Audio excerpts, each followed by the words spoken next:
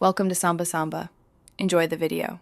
You start by prepping the phone and camera settings, clean the lens, remove cases that cause flare, and steady the device. Once done, open camera and enable HIF or Pro RAW for higher detail. Make sure grid is on to frame using the rule of thirds. Tap to set focus, then press and hold to lock exposure. This prevents swings in brightness.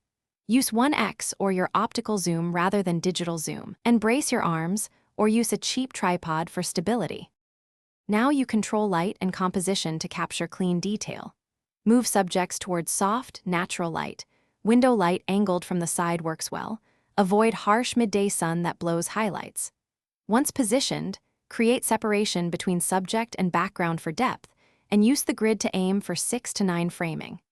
Adjust exposure by dragging the sun icon and switch to night mode for low light or burst mode for moving subjects. These choices trade time for clarity and reduce noise. Finish by selecting the best frames and editing with intent.